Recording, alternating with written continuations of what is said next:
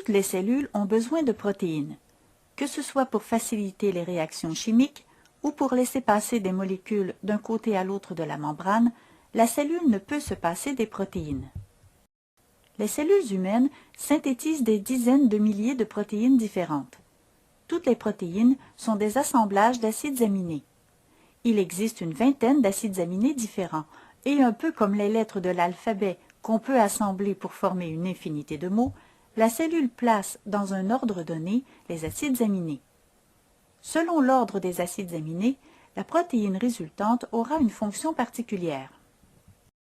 Mais comment la cellule fait-elle pour savoir dans quel ordre elle doit assembler les acides aminés? En fait, il existe des recettes d'assemblage inscrites dans les gènes. Au cœur du noyau de la cellule, les molécules d'ADN conservent précieusement les recettes.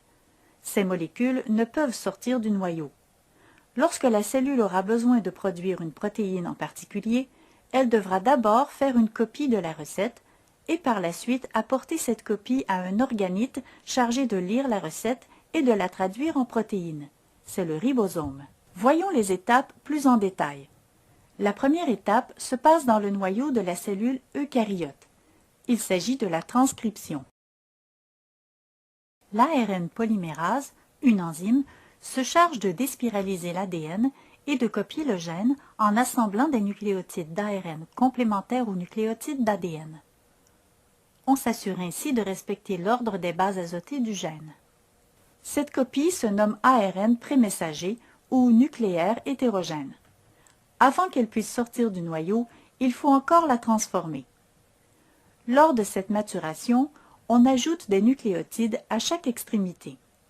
La coiffe permettra à la molécule de sortir du noyau et servira de signal d'attache au ribosome.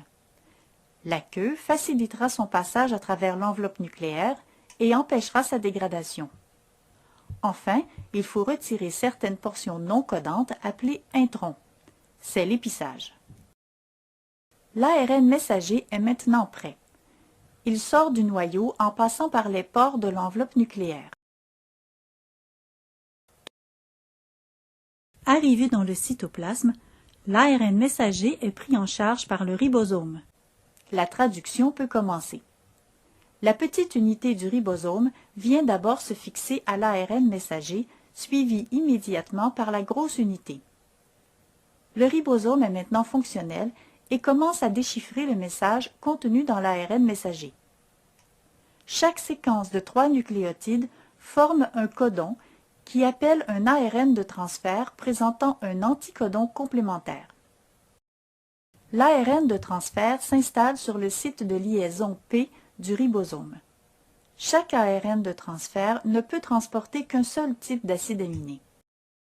Une fois les acides aminés attachés, le ribosome se déplace le long de l'ARN messager. L'ARN de transfert vide, se trouvant maintenant sur le site de liaison E, se détache de l'ARN messager. Un autre ARN de transfert vient se fixer sur le site de liaison A. Le ribosome attache les acides aminés et se déplace. Le même processus se répète jusqu'à la fin de l'ARN messager, où un codon d'arrêt appelle non pas un ARN de transfert, mais un facteur de terminaison, c'est-à-dire une protéine semblable à un ARN de transfert. Cette protéine ne transporte pas d'acide aminé. Elle sert plutôt à libérer le dernier ARN de transfert en ajoutant une molécule d'eau au dernier acide aminé de la chaîne. Le reste du complexe ribosome-ARN messager peut alors se dissocier.